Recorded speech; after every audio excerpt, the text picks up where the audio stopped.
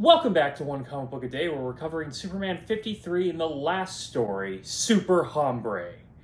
This might actually be functionally the weakest Superman story I've ever read. And I know I'm being negative a lot, but this is a story where I don't think they're even trying very hard. The problem with it is its plot and nothing else, just plot. You know when I complain about murder mystery stories in Superman where they don't have enough time to tell the kind of story they want to be telling with 14 pages? Now this is not a murder mystery story, but this suffers maybe the most from the page limit and the story they're trying to tell. It's almost a summary of a story. It has no time for anything but plot. So here's the condensed, simple, clean version of what this story is about. There is a former Nazi scientist known as the Eye, who has taken over a South American, not Southern plantation, I want to say Southern plantation, but South American plantation as his base of operations, where he's sending out submarines shaped like wells to steal ships, or steal from ships. I'm a little unclear on that because not a lot of time for all of this. So that is a simple, clean version, doesn't sound that complicated. But this is how the story decides to tell it. And the problem is the story just kind of jumps from point to point that it almost feels random at times. And we never quite get stabilized in the story. So there's some cowboys who show up in Metropolis and are causing a little bit of problems. Superman shows up and talks down to them.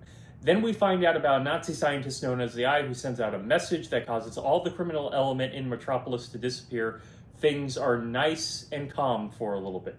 In South America, some rich guy and his daughter lose their plantation. It's taken over by the criminals. We do not find out who these people are or get much else from them other than their houses being taken over. They are not characters. There is no characters in this comic. Then we see a bunch of whales start taking down ships and that they're actually submarines.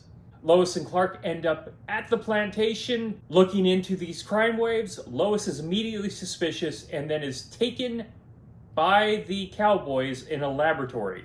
Now, this is like 3 to 4 panels. She is just walking around the area, as in the outside, is suspicious. Then in like the next panel, she's standing inside a lab that we have never seen before or will see again, being grabbed. There is no time for the investigation. She is just immediately in the lab being taken. Clark is now suspicious. We get a similar thing to that. The story tries to yada yada yada with the narration to get us from multiple points in a story that is somehow too complex to be told in 14 pages. Superman gets involved, destroys the submarine, captures the Eye, everything is over. You see how this can be a problem? Like, did that sound much of a story to you? Like, Lois and Clark barely do anything.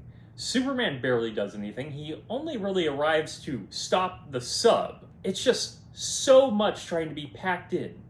The best way I can describe this, and especially when it comes to like the murder mysteries, is like trying to tell any murder mystery show you love, like say Columbo or Murder, She Wrote, or any of the thousands of others, Monk, Psych, most of what USA was like over a decade ago, in 10 minutes. With Columbo, maybe 20 minutes. But imagine telling the same exact plot of every episode, but condensing it down to like 10 to 20 minutes. And that is the problem with Superman mystery stories, and that's the problem with this story, which is almost unfair to call it a story. Because at least in every other attempt, even stories I don't like, there is a story. This is not a story. It's just plot. Okay, that is it from Superman 53. If you enjoyed this video, please like and subscribe, hit the bell icon to get notifications when new videos up. I do this Monday through Friday, but Friday is Bat Friday, where I cover a Batman story in either Detective Comics or Batman. And until next time, let's ponder the question, whatever did happen to the Man of Tomorrow. And I want to learn more about this former Nazi scientist called the Eye. He is the most intriguing part of this, and he's not in the story a lot. Okay, have a great day.